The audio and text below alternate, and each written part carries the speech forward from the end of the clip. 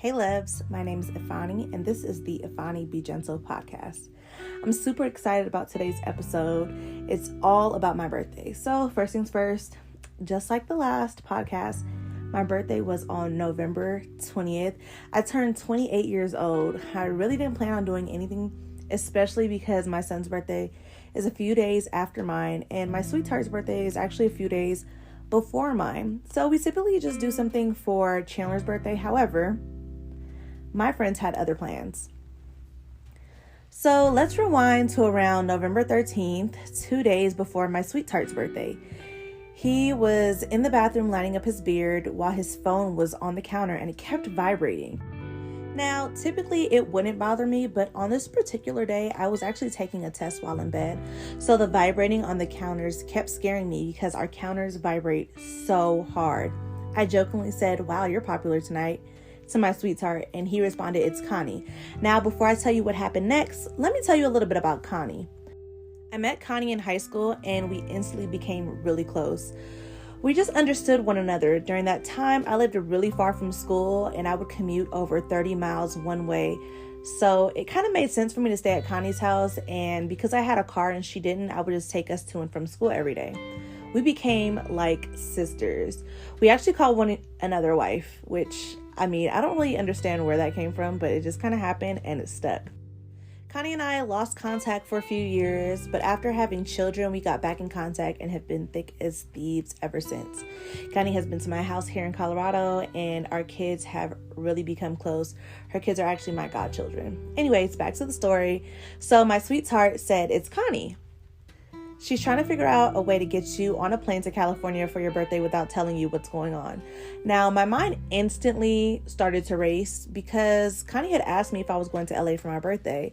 And I had told her I probably wouldn't be. And she kept saying, "Well, I need you to be in LA for your birthday weekend." But it was just so much going on because, of course, me traveling back and forth to LA, and I had just come back from LA not too long ago. So it was going to be too much driving back and forth. Now, for reference, whenever I do go to California, I typically drive. The drive from Colorado to California is about 15 hours, but I do it in about 13 and a half hours. Anyway, so I asked my sweetheart, what exactly did I need to go to California for? And he said, "I don't know, but Connie said you needed to be in LA for your birthday weekend." Nonetheless, before I could say anything, Connie booked my flight. So I really didn't have an option on whether I was going to go or not. Thankfully, my sweetheart did tell me about the trip because I was able to order something to wear. Now, I'm kind of in between sizes, and I also wasn't planning on ordering clothes until I got to my goal weight. So I really don't have much clothes. And then the clothes that I do have, they're more so like workout clothes or like regular jeans. They're not anything to go out in. So in order for me to have something to wear for my birthday, I definitely would have to order it. Plus, I had told my sweetheart that I wanted to wear a specific color on my birthday, which was chocolate brown. So with him telling me all of this, I had to get on a hunt really quick on any website that I can find that can expedite shipping to me and get me something to wear ASAP, because I had roughly about a week to do so. I also started to scramble because that weekend my sweetheart was working, and so I needed to find someone to babysit Chandler because my sweetheart was working 2 days on and 2 days off. And I was already planning something for his birthday that was completely stressing me out because it was hard to balance people's travel plans with his work schedule. But luckily I was able to get a sitter. So I started to look for an outfit.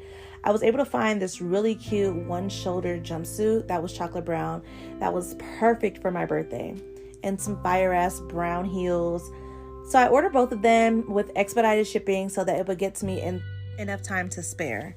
Once my outfit came, I tried it on, and lo and behold, the ship was a little too small. So I still had enough time to return it and order a bigger size. So that's exactly what I did. However, of course, something always has to go wrong. When I went back on the website to order the bigger size, the jumpsuit was now on back order, and it wasn't going to ship out until November 19th. Mind you, I needed this jumpsuit for November 20th. I instantly became super frustrated because I knew that I was not going to be able to order that jumpsuit and get it in time for my birthday. So I was back to square one. I started to panic and I started to search for another outfit to wear. Luckily, I was able to find a really cute outfit on Pretty Little Thing, and I paid for expedited shipping so that it can get to me in time. So that was kind of the dilemma that I had with this whole situation, was trying to get something to get to me in time. Now, I did use Apple Pay to pay for the Pretty Little Thing outfit. However, for some reason, it said that it was going to ship to my mom's house instead of to my house, and I was pretty much screwed. So I had to go back and reorder the same outfit, because for some reason, when you order on Pretty Little Thing, once the order is placed, you can't hit them up and ask them to change any shipping plans or cancel the order. It just has to ship out to you, and then you have to return it, which is pretty shitty, but I mean, it is what it is. So I had to place another order and pay for expedited shipping all over again, and that kind of got on my nerves too, but it is what it is. I also needed to set a hair appointment. My friend from LA, we actually went to high school together. She moved to Texas a few years ago, but whenever she comes to LA, she does my hair. She's usually the one that braids my hair, but this time I didn't want braids for my birthday. I wanted a silk press, and I wanted her to trim my ends. So I hit her up, and she said she would be in LA. She would be flying in the day of my birthday, and then she would be able to do my hair that morning at 10 o'clock.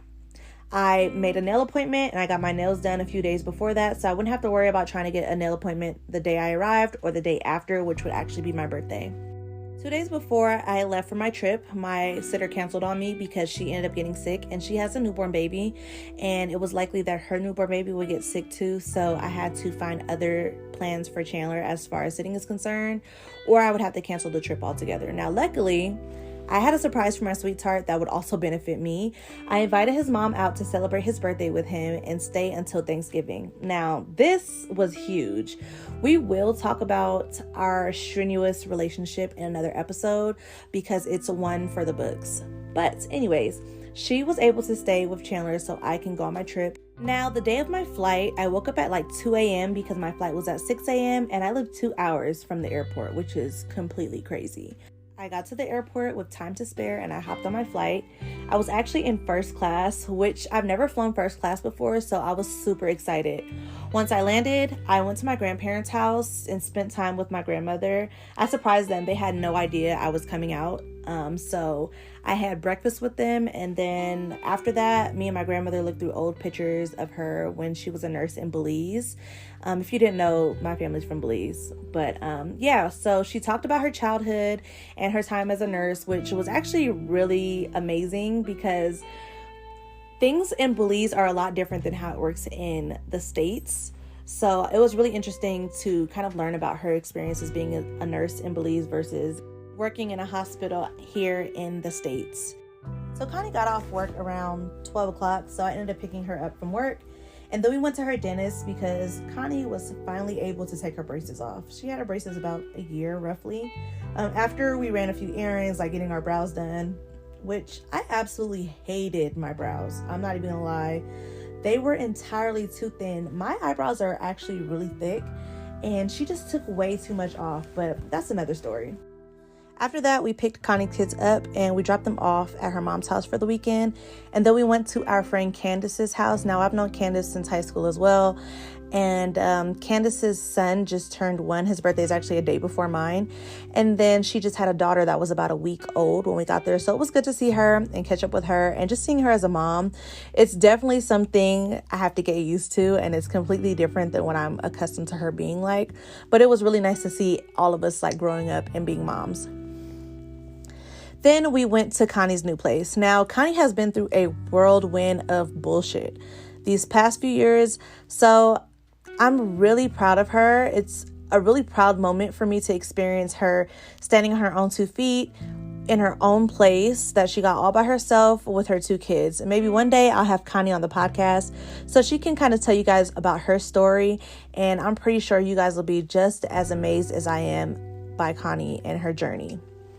So when we got to Connie's place, our friend Emma came over for a little bit, and we drank some wine and we hung out till about 1 a.m. and we were just catching up, which was a good time. We had great laughs.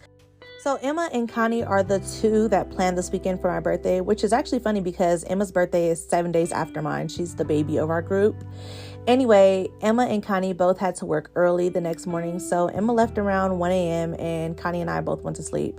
The next morning was my birthday, and I was super excited because up until now, I still had no idea what was planned for my birthday. So I had a hair appointment at 10 a.m., so I got up around 8:30 so I can get ready for that. Now, this is where things get a little tricky because although my appointment was at 10 a.m., my friend had not arrived in LA, and therefore I did not have someone to do my hair. I began to panic because I didn't follow my first mind and bring my flat iron with me just in case things did not work out and I would have had to do my hair myself. So I was kind of screwed. So of course I called my mom and she found a solution for me. I have a cousin in LA that was able to do my hair around 3 p.m. Luckily, I was able to get my hair done. However, the problem was, if you have never seen me on my YouTube videos or follow me on social media, first of all, what are you doing? You need to go ahead and follow your girl on all her social media handles to keep up with the info on the new podcast or my YouTube videos, or just like my pictures on Instagram. Show your girl some love, some support. Back to the story. If you haven't seen my hair is super long, like to the middle of my ass. And it's really thick, like thicker than a Snicker, okay? And apparently, Connie said that I had to be dressed and ready at Emma's house by 6 p.m., which would typically be okay, except we're in LA, and that LA traffic is damn near impossible for you to get anywhere on time. But I always think ahead. I had already washed and blow dried my hair 2 days before, and typically my cousin would have done all that for me, but I explained the situation and she definitely understood the assignment. She pressed, trimmed, and curled my hair within an hour and a half. Now, that is a world record. I was able to get out of that chair by 4:30. I let Connie know I was done and we were off. Connie drove like a bat out of hell. Mind you, this is the first time I was actually in the car with Connie driving, so I was clutching my pearls the entire time because your girl was driving reckless. We ended up getting to Connie's house around 5:45. And she was like, you got 20 minutes, girl, 20 minutes to get dressed. My clothes were already out, so I was good with that. But your girl still has to do her makeup because I was going to look fly on my birthday by any means. Luckily, I had already took a shower and shaved and all that good stuff before my appointment. So I didn't have to get back to the house and get in the shower and do all that good stuff, which saved me so much time. But Connie had just gotten off work, so she had to shave and find something to wear because we were supposed to do that earlier in the day, but because of my hair appointment fiasco, we never got around to doing it. I was able to get dressed within seconds and start my makeup, which I actually knocked out in 20 minutes, and that was actually a first for me. Connie threw on some clothes and we rushed to Emma's house. We got to her house within 15 minutes. Now, this is, again, where things get a little tricky. All three of us, Connie, Emma, and myself, we're all moms first, so we have to figure out our childcare situation before anything else. Emma's mom was supposed to be there to watch the kids, but she was running a little late, so we had time to find something in her closet for Connie to wear.